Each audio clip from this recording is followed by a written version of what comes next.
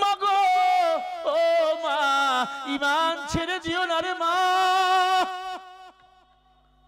মা কয় আমার কি ঈমান,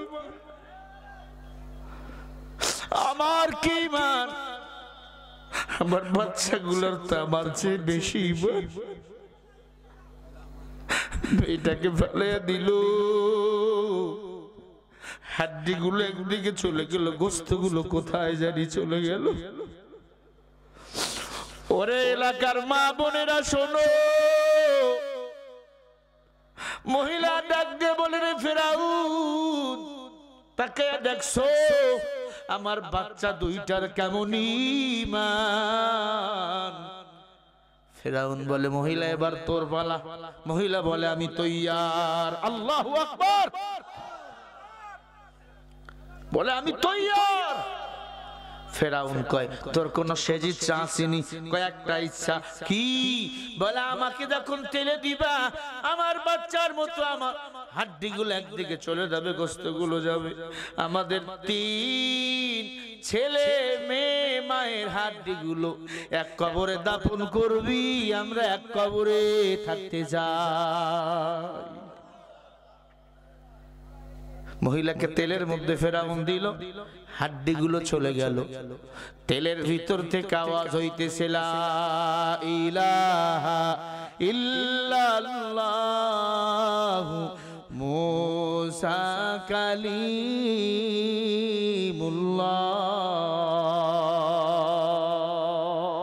আল্লাহু আকবার, জোরে বলে।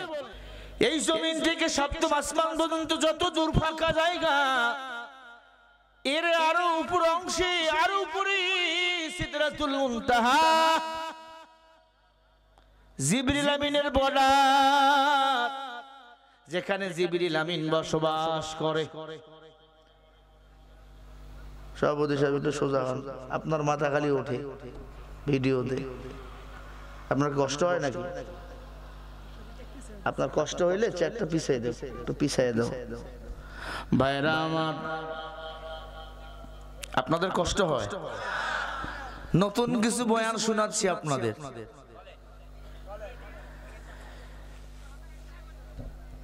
এই জমিন থেকে সপ্তম আসমান পর্যন্ত যত দূর, তা থেকে আরো উপরে সিদরাতুল মুনতাহা।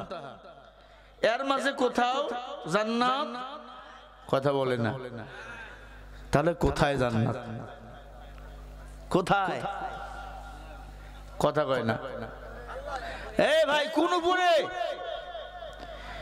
আল্লাহর নবী ডাক দিয়া বলেন আমি সিদরাতুল মুনতাহার উপরে গেলাম। অন্ধকার, অন্ধকার, অন্ধকার, অন্ধকার, অন্ধকার, অন্ধকার, অন্ধকার, শুধু অন্ধকার।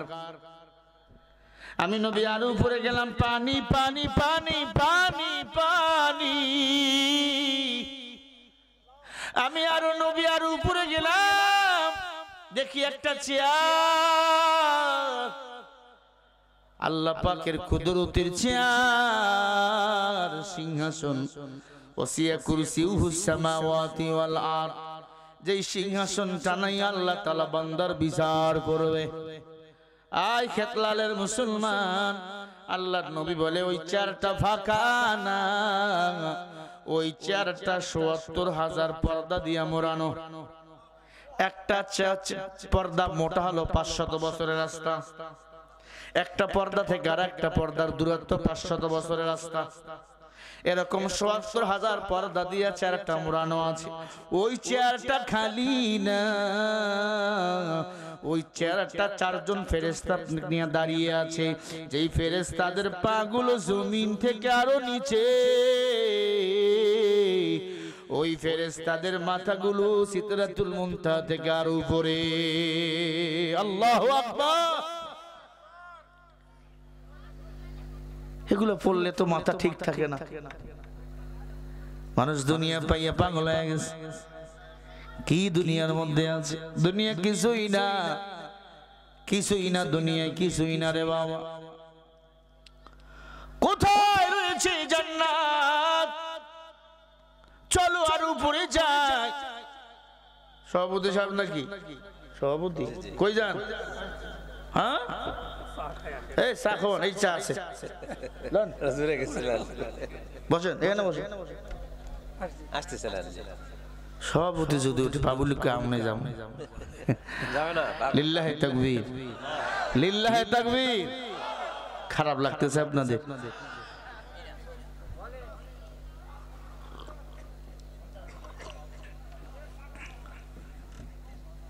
এ মাফলারওয়ালা ভাই, কি হলো ভাই? ভাই রে, এই সময় চাইবেন পাইবেন না, ততক্ষণ পর্যন্ত বসে আছেন রহমতের ফেরেশতাগুলো আল্লাহর কাছে গুনাহ মাফ চাইতেছেন। আসমানের ফেরেশতাগুলো আপনার উপর রহমতের বৃষ্টির ইনায় রহমত পাঠাইতেছেন এবং আল্লাহ গুনাহগুলি মাফ করতে আছে। সুবহানাল্লাহ বলেন। এরে আল্লাহর বান্দা, জান্নাত কোথায়? রহমতে আলম সাল্লাল্লাহু আলাইহি ওয়াসাল্লাম বলেন, জান্নাত কোথায় এটা কোরআনে পাইবা না। এবার জান্নাত পেতে হলে জান্নাত কোথায়, রাসূলের হাদিস তালাশ করতে হবে।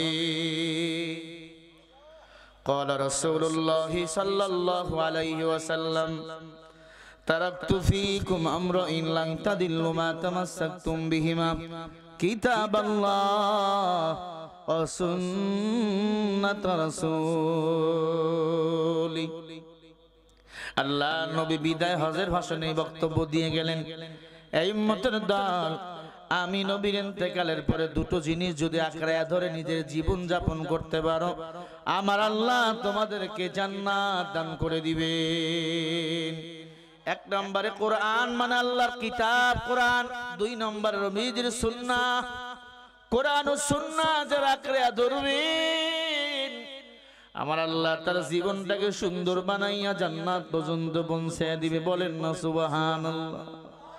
আরো জোরে বলেন সুবহানাল্লাহ। কোথায় জান্নাত? আমি একটু পরে আপনাদেরকে জান্নাতের সন্ধান দিতেছি। প্রশ্ন আসতে পারে, হুজুর অত উপরে জান্নাতে উঠবো কেমনে? কি মানুষ মরে গেলে ইসরাফিল আলাইহিস সালাতু ওয়াস সালাম সিংহায় ফু দিবে, সব মানুষগুলো উলঙ্গ হইয়া উঠবে হাসরের ময়দানে। কি হইয়া? আম্মা জান আয়েশা বলে, ইয়া রাসূলুল্লাহ, আমিও কি উলঙ্গ হইয়া উঠবো? বলে হ্যাঁ। তুমিও? বলে রাসূলুল্লাহ, আমার তো লজ্জা লাগবে। নবীজি বলে, হাসরের ময়দান এমন কঠিন গরম থাকবে, এমন ভয় কাজ করবে ইমানের মধ্যে, ওই দিন কেউ কারো দিকে ভয়ে তাকাবে না। ছেলে বাবার পরিচয় দেবে না, বাবা ছেলের পরিচয় দেবে না, স্বামী স্ত্রীর পরিচয় দেবে না, স্ত্রী স্বামীর পরিচয় দেবে না। আম্মা জান আয়েশা সিদ্দিকা রাদিয়াল্লাহু তাআলা আনহু বলে, পয়গম্বর, হাসরের ময়দানে আল্লাহ কাকে বেশি মর্যাদা কইরা হাসরের ময়দানে উঠাবে? আল্লাহর নবী ডাক দিয়ে বলে, একজন সাহাবা, তার নাম হলো বেলাল। সবাই আমরা উলঙ্গ হইয়া উঠবো, বেলাল আমি নবীর পায়ের কিনার থেকে উঠবে। কেন? বলে বেলালের ঈমান এত মজবুত, পরীক্ষাও ছিল বড় কঠিন। সবাই হেঁটে হেঁটে হাসরের ময়দানের দিকে দৌড়াবো, বেলাল লাল ঘোড়ায় চড়ে হাসরের ময়দানের দিকে দৌড়াবে। সুবহানাল্লাহ বলেন না? ওমান আহসানু কাওলাম মিম্মান দাআ ইলাল্লাহ। আমার নবী সাহাবায়ে কিরামদেরকে দ্বীনের দিকে ডেকেছে, তারা দ্বীন গ্রহণ করেছেন, আল্লাহকে আল্লাহ বলে স্বীকার করেছেন, দ্বীনের জন্য মার খেয়েছেন, রক্ত দিয়েছেন। কালো সাহাবা নাম ছিল বেলাল, আফ্রিকার জঙ্গলে বাড়ি। উমাইয়ার বাড়িতে কাজ নিয়েছেন। বকরিগুলো, ভেড়াগুলো, দুম্বাগুলো জমিনের মধ্যে ঘাস খাওয়ায়। বেলাল আমার নবীকে চেনে না, আমার নবীও বেলালকে চেনে না। গরম গুহার মধ্যে থেকে আমার নবী ডাক দিয়ে বলে, রাখাল, মনে যদি কিছু না না আমার কাছে একটু আসবা। বেলাল বলে, আমি চিনি না। গুহার মধ্যে ঢুকলাম, দেখলাম একটা পূর্ণিমার চাঁদের মতো মানুষ গুহার মধ্যে বইয়া আছে। এত সুন্দর বান্দাটা তাকায়া দেখলাম এক টুকরা মেঘ তার ছায়া দিতেছে, দুইটা সাপ দুই দিক থেকে তাকে বাতাস করতেছে। আমি বেলাল চলে গেলাম, ডাক দিয়ে বলে, রাখাল আমার বড় তৃষ্ণা পেয়েছে, ক্ষুধা পেয়েছে, তুমি যদি তোমার একটা বকরি নিয়ে আসতা আমি সেখান থেকে দুধ পান করতাম। বেলাল বলে, আমার বকরি তো দুধ দেয় না। কই শুকনা বকরি একটা নিয়ে আসো যার দুধ দেওয়ার কোনো সম্ভাবনা নাই। বেলাল হাবশি বলে, আমি শুকনা বকরি নিয়ে গেলাম। ওই সুন্দর মানুষটা বকরির ওলানের মধ্যে হাত দিয়ে বলে, রে আল্লাহ, এই বকরি ওলানের মধ্যে দুধের ব্যবস্থা করে দাও। সাথে সাথে ওই দু বকরির ওলানের মধ্যে দুধ সেটই টুম্বুর হয়ে গেল। আল্লাহু খায়রুর রাযিকিন। বলেন রিজিকের মালিক কে? আরো জোরে বলেন। বেলাল বলে, আমি অবাক হয়ে গেলাম, যেই বকরি কোনোদিন দুধ দেওয়ার কোনো সম্ভাবনাই নাই, দুধে টইটুম্বুর হয়ে গেল। নবীজি বলে, বেলাল তুমিও খাও, আমাকেও দাও। আমি দুধ পান করলাম, এত মজা, 3 দিন ধরে আমার পেটে কোনো ক্ষুধা লাগে না। আমি বেলাল বাসায় চলে গেলাম, ঘুমাইতে পারি না, টান দিলেই বেড়ে হয়ে যায়। ভাইরা আমার, কি করার, কষ্ট করে চালাই। ভালোই সাউন্ড না? সাউন্ড ভালোই তো, সবাই নেবেন।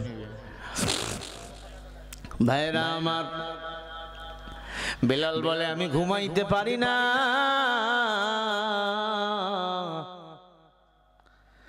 পরের দিন সকালবেলা আমি আবার আমার বকরিগুলো নিয়ে, দুম্মাগুলো নিয়ে মাঠে গেলাম।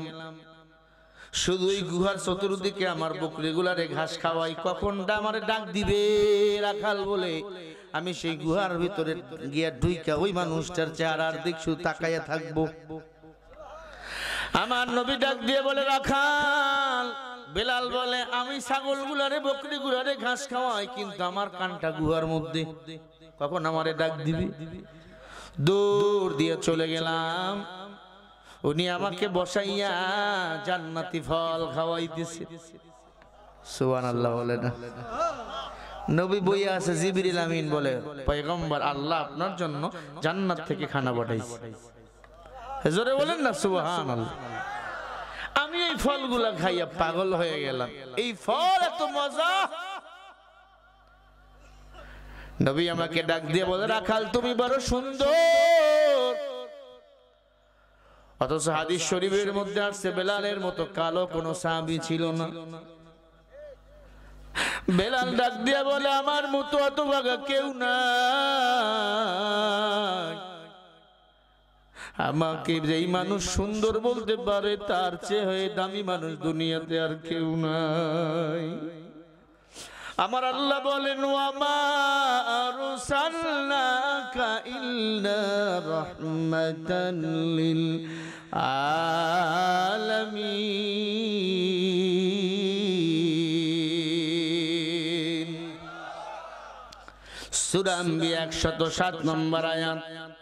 আল্লাহ বলে, নবী, আলামিনের জন্য আমি আল্লাহ হলাম রব, আমার নবী হলেন শুধু রহমত।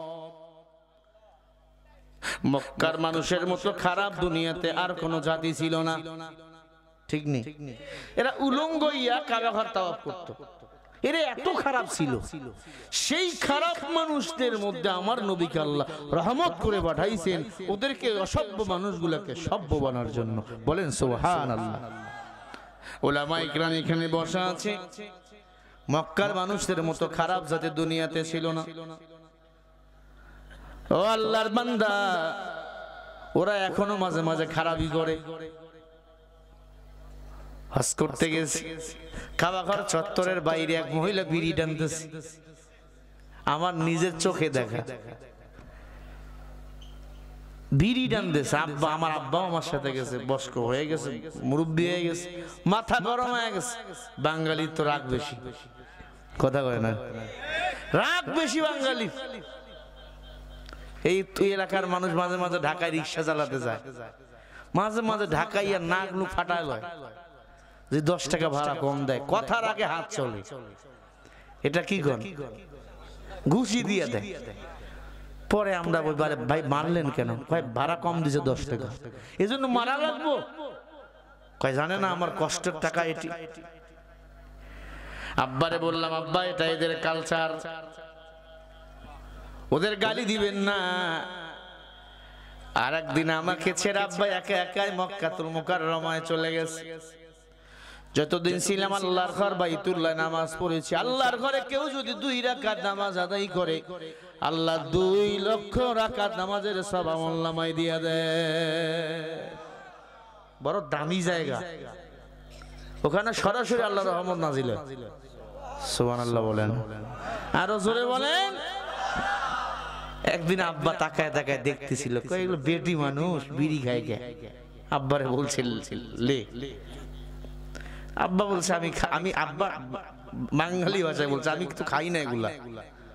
তা আব্বা আমাকে হোটেলে এসে বলছে, দেখছো এখানে এরা বিড়ি খায়। আমি বললাম, তখন বললাম, আব্বা ইতিহাস তো আপনি পড়েন নাই, এদের চেয়ে খারাপ পৃথিবীতে আর কোনো জাতি ছিল না। এরা এত খারাপ, বাবা হইয়া নিজের মেয়েকে হত্যা করেছে, মাটির নিচে পুঁতে রেখেছিল, ঠিক না? দাহিয়াতুল কলবির ঘটনা আপনাদের জানা। এরা এত খারাপ,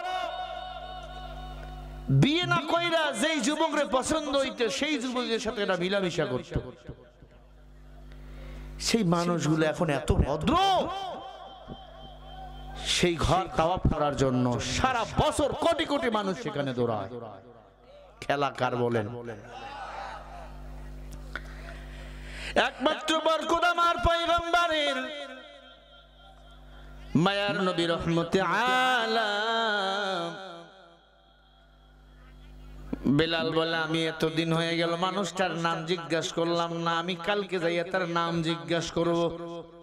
3য় দিন বেলাল বকরিগুলোকে ঘাস খাওয়াইতেছে।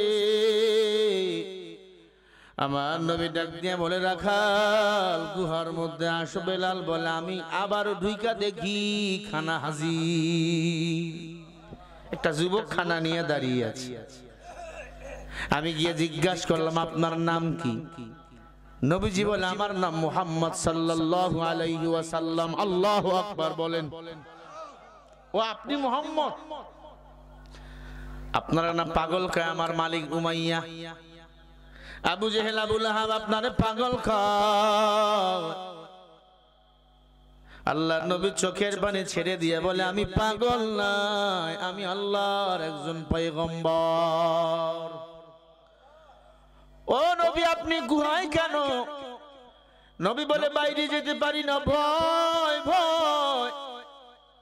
আমি নবী জন্মের পরে বাবাকে বাবা বলে ডাকতে পারি নাই, 3 বছর পরে মাকে হারিয়ে ফেলেছি। আমি নবী এতিম, এই মক্কায় আমার আপন বলে কেউ নাই রে বেলাল। ডাক দিয়ে বলে, নবী আপনি একা একা একা একা এই গুহার মধ্যে থাকেন, ভয় লাগে না? নবী বলে, আমি একা কই, আমার সাথে এই গুহার মধ্যে আমার ভাই জিবরিল আমার সাথে পাহারা দেয়। নবীর চোখ দিয়া পানি পড়তেছেন। বেলাল ডাক দিয়ে বলে, নবী আপনার মতো আমিও দুঃখী, আফ্রিকার জঙ্গল থেকে আসছি, আমার মাও নাই, আমার বাবাও নাই। ও নবী, এত সুন্দর চেহারা দেখে আমি পাগল হয়ে গেছি নবী। কোন একদিন শুনেছি মক্কার কুরাইশ আব্দুল্লাহর পোলার নাম হবে মুহাম্মদ। আল্লাহ তার উপর একটা আসমানি কিতাব নাজিল করবে, কিতাবের নাম হবে কুরআন। এই কোরআন তেলাওয়াত শুনলে ঈমান নাকি বাড়ে নবী? ও নবী, ওই কোরআন একটু তেলাওয়াত করে শুনাইবেন, আমার বিলালের বড় আশা। আল্লাহর নবী কোরআন তেলাওয়াত করা শুরু করে দিল। আর রহমান আল্লামাল কুরআন খালাকাল ইনসানা আল্লামাহুল বায়ান।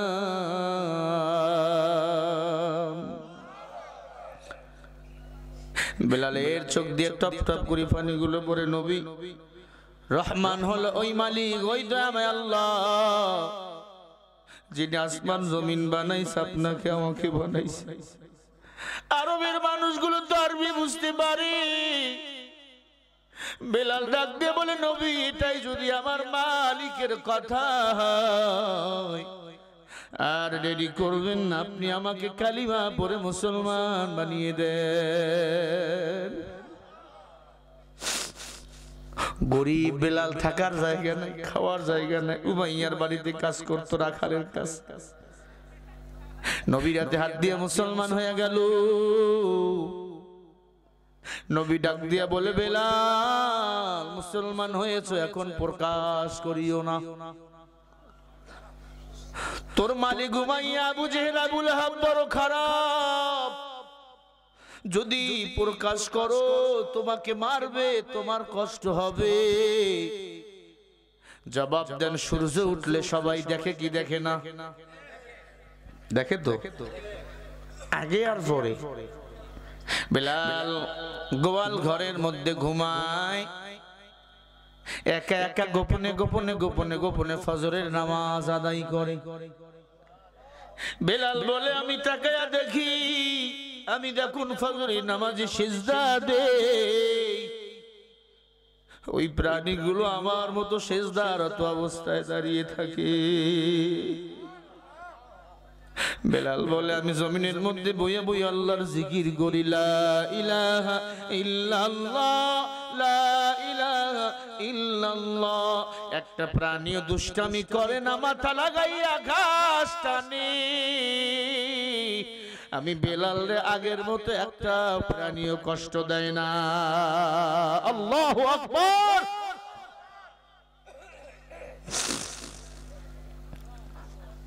মুসলমান ইমানদার পর্দার অন্তরালের মা বোনেরা, মহিলারাও আসেনি, ওরে পর্দার আলের মা, আল্লাহকে ডাকো, আল্লাহর দিকে মানুষকে আহ্বান করো। আল্লাহ বলে, ওয়াকালা ইন্নানি মিনাল মুসলিমিন, আমি আল্লাহ পরিচয় দিলাম আপনি মুসলমান। আর মুসলমানের জন্য বিনা হিসাবে জান্নাতের ব্যবস্থা করে রেখে দিয়েছেন কে? ইয়া আইয়ুহাল্লাযীনা আমানুত্তাকুল্লাহা হাক্কা তুকাতিহি ওয়া লা তামুতুন্না ইল্লা ওয়া আনতুম মুসলিমুন।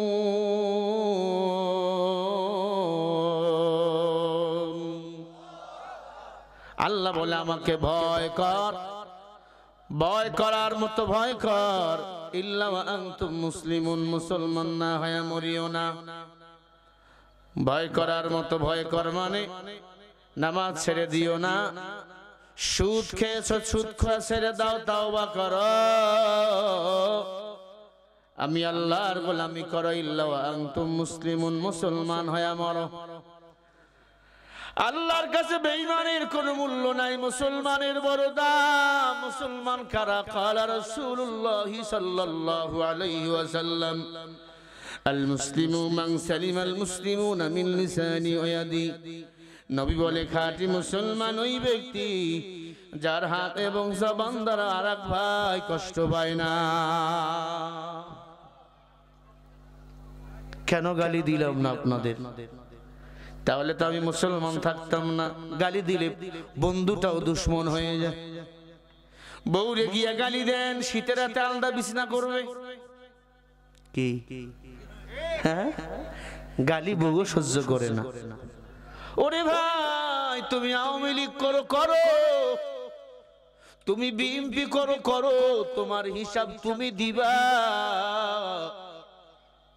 তবে আদবের সাথে তোমাকে বুঝাইয়া যায়, যারা পরিমাণ গুনাহ নিয়ে যদি কবরে যাও, দুই পাশের মাটি এমন জোরে চাপ মারবে, পাঁজরের হাড্ডিগুলো আটার মতো গুঁড়া হয়ে যাবে। এক জাররা কারে বলে জানো?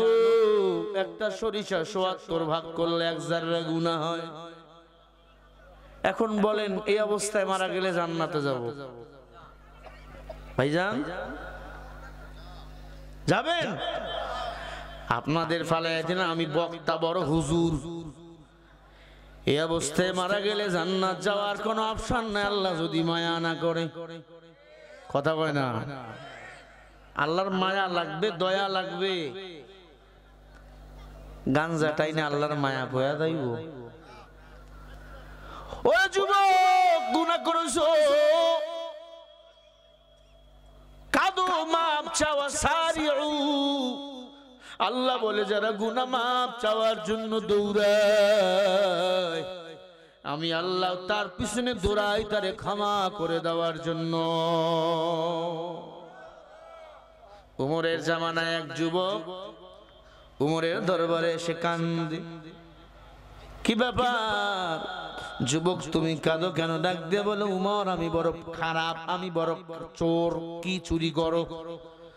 বলে এই মক্কা মদিনায় যত মানুষ মারা যায়, অধিকাংশ মানুষ মারা গেলে আমি তার কবর খনন করে কাপড়ের কাপড় চুরি করে এনে বাজারে বিক্রি করি। উমর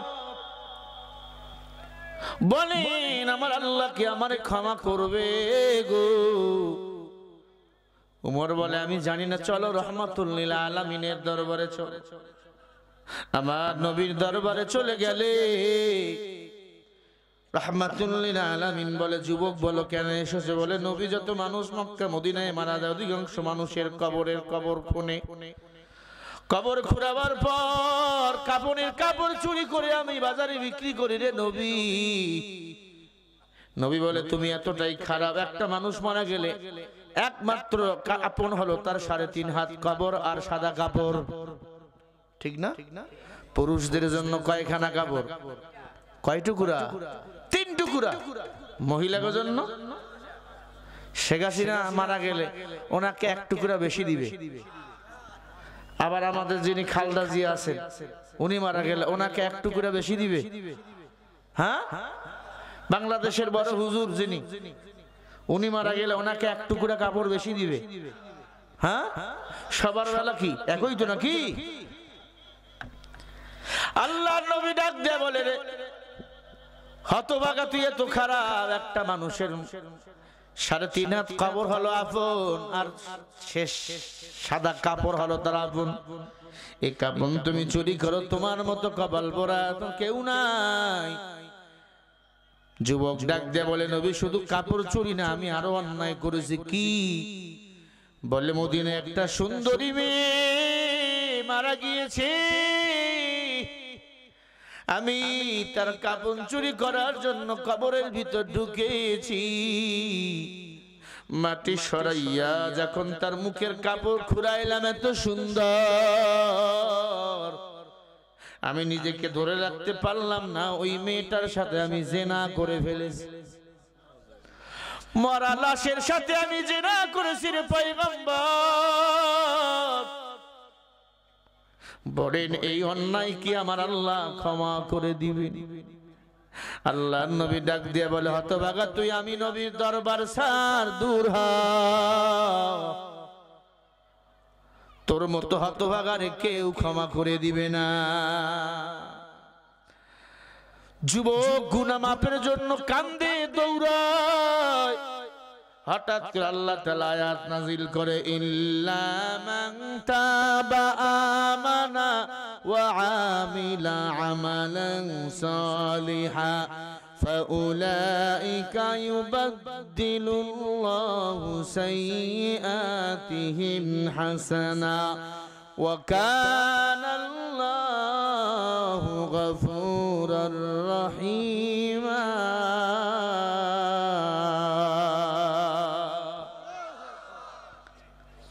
সূরা ফুরকানের ৭০ নম্বর আয়াত। আল্লাহ বলে, নবী যারা তাওবা করে, নেক আমল করে আমি আল্লাহর দিকে ফিরে আসে, তাদের গুনাহগুলোকে আমি আল্লাহ নেক বানিয়ে দিই।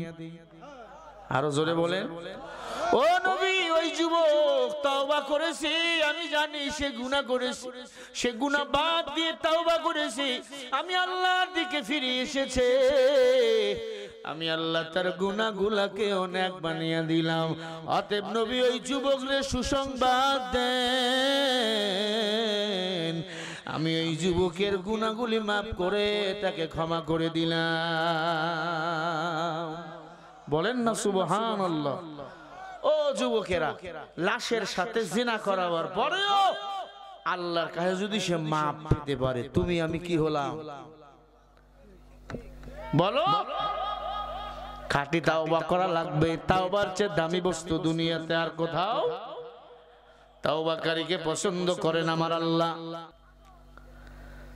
যুবককে নবী ডাক দিয়ে বলে, যুবক তুমি মক্কা মদিনায় সবচেয়ে বড় কাপন চোর, লাশের সাথে জিনা করেছো। তুমি আমি নবীর দরবার থেকে ভেগে এসেছো, কিন্তু আল্লাহর দরবারে কান্না করেছো। বলে, নবী আমি জানি বান্দার গুনাহ করার শক্তি যত বেশি, তার চেয়ে কোটি কোটি গুণ ক্ষমা করার শক্তি বেশি আমার আল্লাহর। ও নবী আমার, আমি হাল ছাড়ি নাই, খাঁটি তাওবা করেছি, জীবন যাবে আর গুনাহ কখনো করব না। আল্লাহ কয়, যুবক তোর জীবনের পিছনের গুনাহগুলোকেও নেক বানিয়ে দিলাম। ওই খেতলালের মুসলমান, খুদ খেয়েছেন, ঘুষ খেয়েছেন, বেপরদায় চলেছেন, সুদের টাকায় লেনদেন করেছেন, তাওবা করেন, পিছনের গুনাহগুলো ছেড়ে দেন, আল্লাহর কাছে খাঁটি তাওবা করে নামাজ শুরু করে দেন। বেপরদায় চলবেন না, নামাজটা ছাড়বেন না বাবা, আল্লাহর কসম আল্লাহ নেককার বানাইয়া কবরে নিয়ে নিবে। কি বলবো আর আপনাদের। ইসলাম সহজ না কঠিন? আখিরাত পাওয়া সহজ না কঠিন? আখিরাত কামাই করা সহজ, পাওয়া কঠিন। এর আম্মা জান বিলাল রাদিয়াল্লাহু তাআলা আনহু, আছে মনে? তাকবীর দেন না, লিল্লাহি তাকবীর, নারায়ে তাকবীর। হযরত বিলাল ঘরের মধ্যে বইয়া বইয়া বইয়া বইয়া আল্লাহর গোলামি করেন। বিলাল রাদিয়াল্লাহু তাআলা আনহু নিজেকে আর কন্ট্রোল করতে পারলেন না, কত আর গোপনে গোপনে আল্লাহরে ডাকে। গভীর রাত, হঠাৎ বিলালের জবানের মধ্যে আল্লাহর নামের জিকির।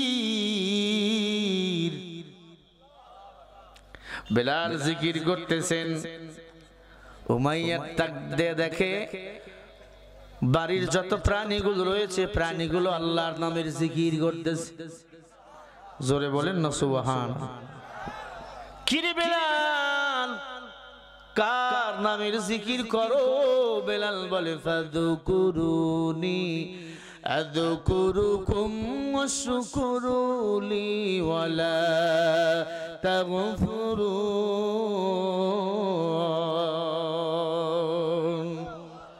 বেলাল বলে, তুমি কি জানো না আল্লাহর যে স্মরণ করে আল্লাহ তারে স্মরণ করে। মাল্লাহুল মাওলা ফালাহুল কুল।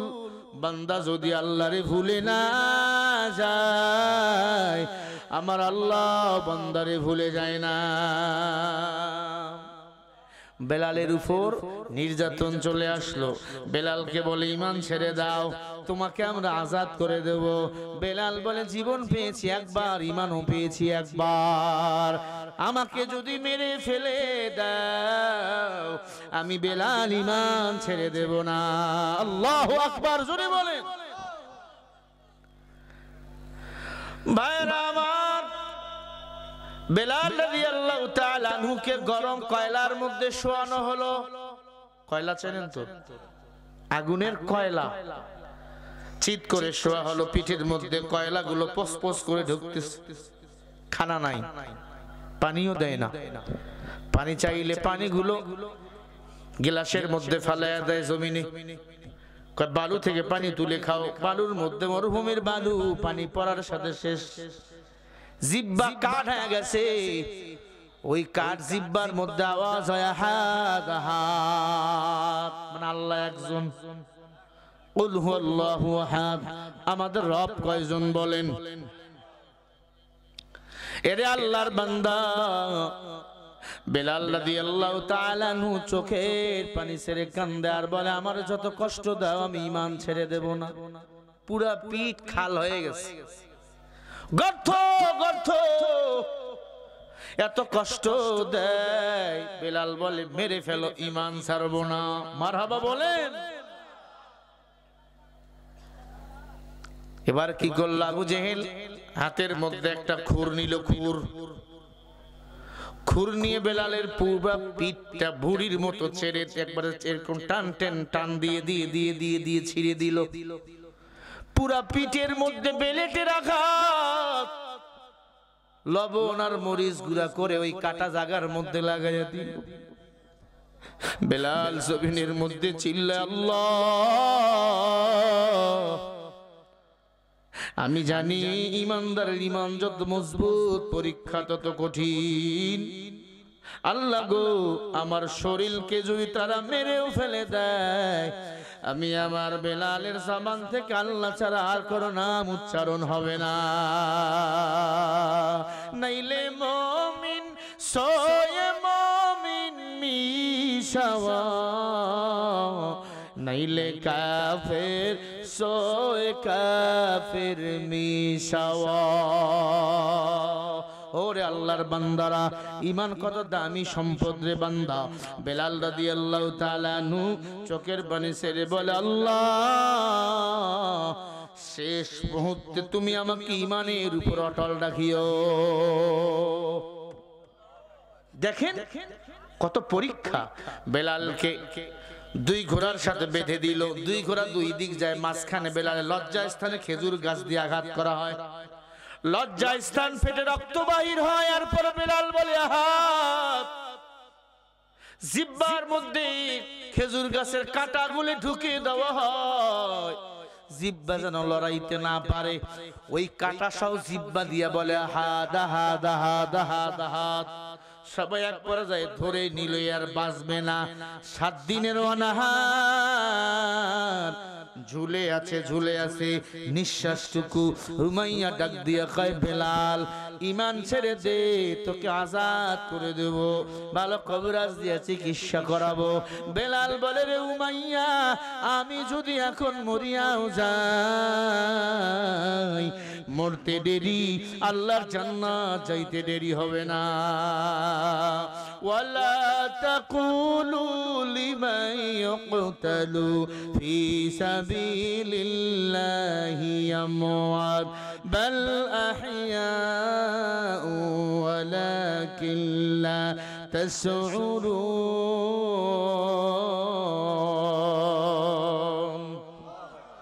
আরো জোরে বলেন। আল্লাহ বলে, যারা কোরআনের জন্য, দ্বীনের জন্য জীবন দেয়, এদেরকে তোমরা মরা বলিও না, এরা হলো জিন্দা। আমি আল্লাহ এদেরকে বিনা হিসাবে জান্নাতের মেহমান বানিয়ে দিই।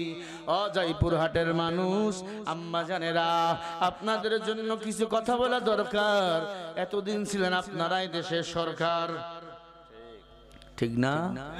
আম্মা জান, আপনারা ইসলামের জন্য কম মার খান নাই রে আম্মা জান।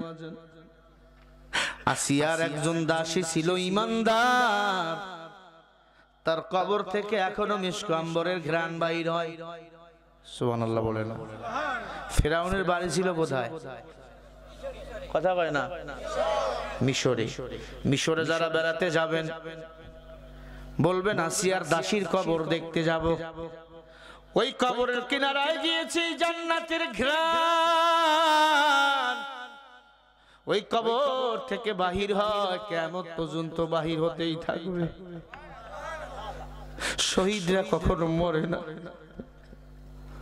আসিয়ার দাসী নামাজ পড়তেছিল, ফেরাউন আসিয়ার ঘরে গিয়ে দেখে দাসী নামাজ পড়ে, চুলের মুঠি ধরে টানতেছে, কি বড় কয় নামাজ, নমস্কার বলে আল্লাহর। ইন্না সালাতি ওয়া নুসুকি ওয়া মাহইয়ায়া ওয়া মামাতি লিল্লাহি রাব্বিল আলামিন।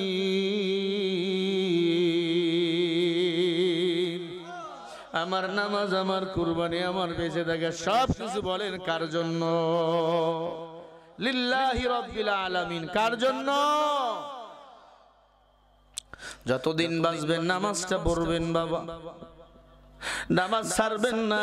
নামাজ ছাড়া আপনার কোনো লাভ নাই রে বাবা, আপনার আপন কেউ নাই। ওই কবরে মা নাই, বাবা নাই, কেউ নাই। নামাজ ছাড়া আপনার কবরের সাথী আর কেউ নেই। এরে যুবক, এই কথা বলতে গেলে চোখের পানি ধরে রাখতে পারি না। ফেরাউনের দাসী ডাক দিয়া কয়, ফেরাউন চুলের মুঠি ছেড়ে দাও, 4 রাকাত নামাজ পড়বো, 2 রাকাত শেষ করেছে, আর 2 রাকাত পড়ার সুযোগ দাও। ফেরাউন বলে, আজকে তোকে মেরেই ফেলবো। কেমনে মারবা? বিশাল বড় গর্ত করলো 2টা, গর্তের মধ্যে কড়াই দিয়া দিল, কড়াইয়ের মধ্যে তেল, দাউ দাউ দাউ দাউ করে আগুন জ্বললো, ঢোল পিটাইয়া দিল, মুহূর্তের মধ্যে লক্ষ লক্ষ মানুষ জমা হয়ে গেল। এ ফেরাউন, এই কড়াইয়ের মধ্যে পাকওয়ান করবা, পেঁয়াজু করবা, জিলাপি করবা? কয় না, মুসলমানকে পুরাইয়া মারবো আমি। ফেরাউন আনা রব্বুকুমুল আলা, আমাকে রব স্বীকার করে না। এই দাসী আল্লাহকে সেজদা করে, দাসী সময় আছে এখনো। আমি ফেরাউনকে রব মানো, আল্লাহকে ভুলে যাও, আমি তোমাকে ক্ষমা করে দেবো, এই তেলের মধ্যে ফেলাবো না। দাসী বলে, ঈমান পেয়েছি একবার, একবারেই মরবো, বিড়ালের মতো মরবো না, সিংহের মতো মরবো। কয় বুঝেছি, তুই ছাড়বি না ঈমান? কি করবি? দাসীর 2টা বাচ্চা ছিল, একটা 2 বছরের ছেলে আর একটা 6 বছরের মেয়ে। বাচ্চা 2টাকে টেনে নিয়ে আসলো, কুত্তাকে মানুষ গলায় রশি লাগাইয়া যেমন টানে গো, বাচ্চাগুলোকে রশি লাগাইয়া টানতে টানতে নিয়ে আসতেছে। ডাক দিয়া কয়, দাসী ঈমান ছাড়। বাচ্চা বলে, মা ঈমান ছাড়বা না। আল্লাহু আকবার বলে। দুধের বাচ্চা ছেলেটা মাকে মা মা বলে ডাকতে পারে। ছোট বাচ্চা যখন মাকে মা কইয়া ডাক দেয়, মার বড় ময়া লাগে, কলিজায় ডাক লাগে, কলিজায়। ছোট বাচ্চাটাকে উবুর করছে, মাথাটা নিচে, পা গুলো উপরে, তেল টকবক করতেছে, ফেলে দিলে হাড্ডি গুলো একদিকে চলে যাবে, গোস্ত গুলো একদিকে যাবে। এরে দাসী ঈমান ছেড়ে দে। দাসী ডাক দিয়ে বলে, লা ইলাহা ইল্লাল্লাহ, মুসলমানের রব হলো কয়জন? ইন্নাল্লাযীনা ক্বালু রাব্বুনাল্লাহ, আমাদের রব কয়জন বলেন? জোরে বলেন বাবা। দাসী ডাক দিয়ে বলে, ফেরাউন বাচ্চাকে তেলে দিয়ে ঈমান কেড়ে নিতে পারবা না, বাচ্চাকে তেলের মধ্যে ফেলে দিবে। উত্তীম মুহূর্তে ডাক দিয়ে বলে, মা গো, তুমি ভয় পেও না, ওয়ালা তাহিনু ওয়ালা তাহজানু ওয়া আনতুমুল আ'লাউনা ইন কুনতুম মুমিনিন।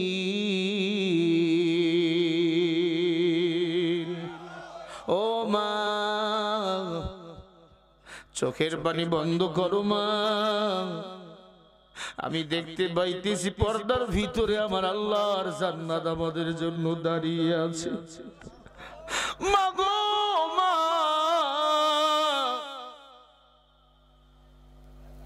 ফেরাউন নিষ্ঠুর ছোট্ট বাচ্চাটাকে তেলের মধ্যে ফেলে দিল। তেলের মধ্যে ছোট্ট বাচ্চার কালিমার আওয়াজ, হাড্ডিগুলো একদিকে চলে গেল, গোস্তগুলো চলে গেল। মা মূর্তির মন্তরের মতো দাঁড়িয়ে আল্লাহ আল্লাহ বলে ডাকে, আল্লাহ ইমানের উপর অটল থাকার তৌফিক দাও।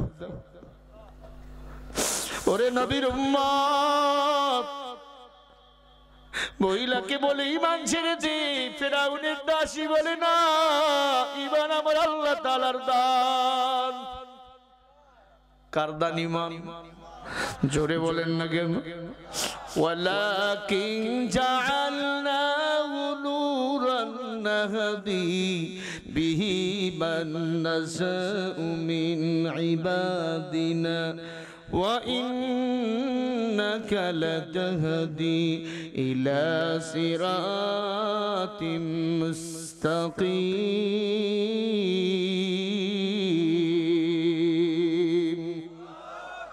কি দামি কথা!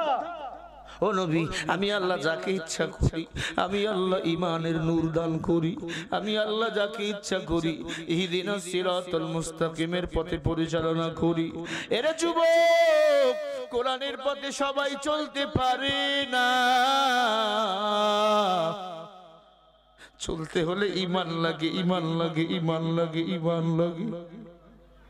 মেটায় দাঁড়িয়ে আছে, 6 বছরের কন্যাটাকে নিয়ে গেল, তেরের উপর দাঁড় করাইল, মাথাটা নিচে, পা গুলো উপরে। মেয়ে ডাক দিয়া কয়, মা গো, ক্বালা ইন্নী আবাতি ইয়া রাব্বাল আলামিন। ও মা, আমি মেয়ে দেখতেছি আমার আল্লাহ আমাকে নেওয়ার জন্য হাজির হয়েছে। মাগো, ও মা, ঈমান ছেড়ে দিও না রে মা। মা কয়, আমার কি ঈমান, আমার কি ঈমান? আমার বাচ্চাগুলোর তো আমার চেয়ে বেশি ঈমান। মেয়েটাকে ফেলাইয়া দিল,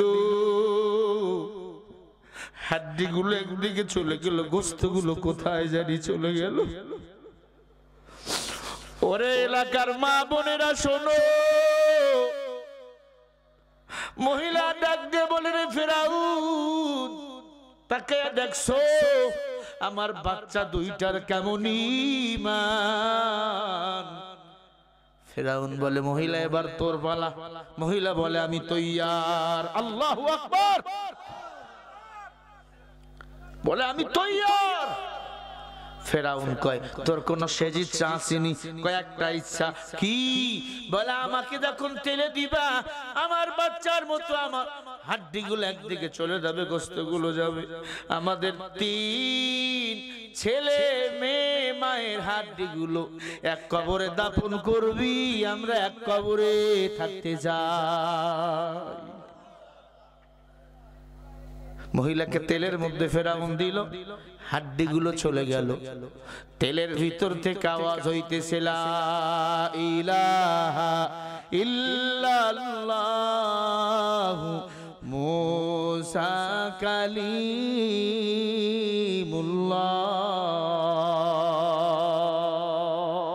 আল্লাহু আকবার, জোরে বলে। ভাইরা আমার, ফেরাউন একটি ভালো কাজ করেছিল। তাদের হাড্ডিগুলো এক জায়গায় কবর দেওয়া হলো। কবর দেওয়ার পরের দিন থেকে জান্নাতের ঘ্রাণ ওই কবর থেকে বাইর হইতেছে, এখনো বাইর হইতেছে, কিয়ামতের আগের দিন পর্যন্ত বাহির হতেই থাকবে। কারণ যারা দিনের জন্য মরে যায়, এরা মরে না, এরা জান্নাতের মেহমান। ঠিক। ও যুবকেরা, তোমাদের পা 2টা গায়ে দাও, তোমাদের পা 2টা আমি ধরবো। নামাজ ছেড়ে দিলে জান্নাত যাওয়া যাবে এমন একটা দলিল দাও, আমিও নামাজ পড়বো না। দাড়ি কাটলে জান্নাতে যাওয়া যাবে একটা দলিল দাও, আমিও দাড়ি কাটবো। বিড়ি টানলে জান্নাতে যাওয়া যাবে একটা দলিল দে, আমিও বিড়ি টানবো। 20 বছর মাদ্রাসায় কোরআন হাদিস পড়ে দেখলাম আমার আল্লাহর কোরআন সত্য, নবীর হাদিস সত্য, একটা কথাও মিথ্যা নয়। আমার মা আমার বাবা কষ্ট করে মাদ্রাসায়, কওমিয়া মাদ্রাসায় লেখাপড়া করাইছে। আমার মা বাবার মনে বড় আশা, আমার সন্তান আমাদেরকে নিয়ে জান্নাতে চলে যাবে। গুনাহ করি না রে বাবা, নামাজটা ইচ্ছা করে কখনোই ছেড়ে দেই না। কারণ একটু নামাজ কেউ যদি ইচ্ছা করে ছেড়ে দেয় 2,88,00,000 বছর জাহান্নাম। ওরে যুবক, কেউ কি আসো, আজকে থেকে মারে কষ্ট দেব না,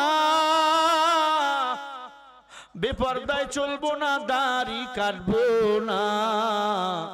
অন্তর যদি খাঁটি হয়, নিয়াত যদি ভালো হয়, কারা কারা আজি আসো দুটি হাত তুলে আল্লাহকে দেখাইয়া দাও। নারায়ে তাকবীর।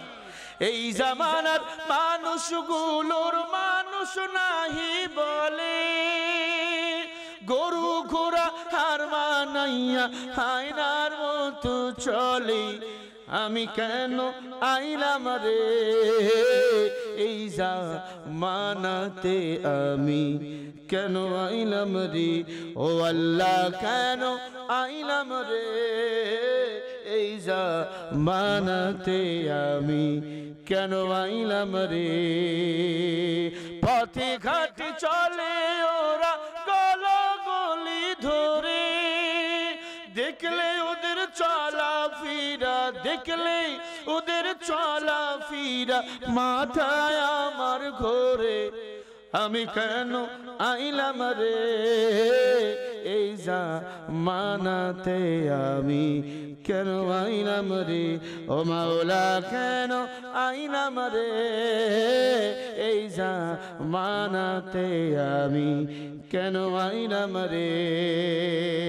ঠিক না বে ঠিক বলেন? এই জামানাটা বড় ভয়ঙ্কর। ভালো থাকতে চাইলেও ভালো থাকা যায় না।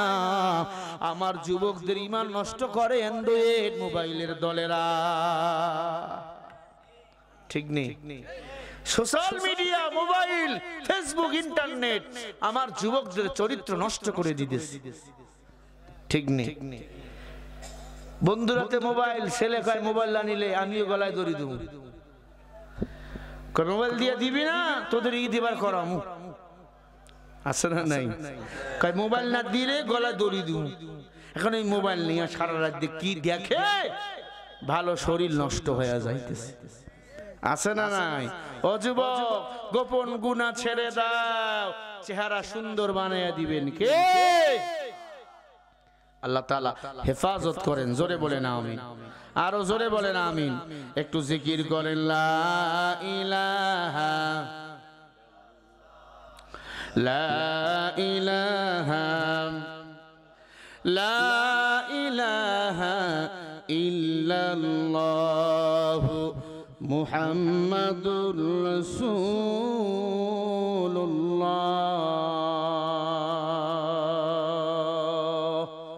সাল্লাল্লাহু আলাইহি ওয়াসাল্লাম। এক ভাই প্রশ্ন আমারে করছে, হুজুর বাংলাদেশ ভারত দ্বন্দ্ব নিয়ে কি বলবেন? ভাই, তাদের কাজ তারা করবে, আমাদের কাজ আমরা করব। কথা কয় না কেন?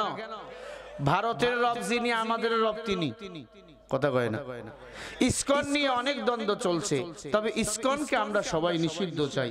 আওয়ামী লীগ, বিএনপি সবাই মিলে আমরা মিলেমিশে ভাই ভাই। কথা বলেন ঠিক না ভাই? ঠিক।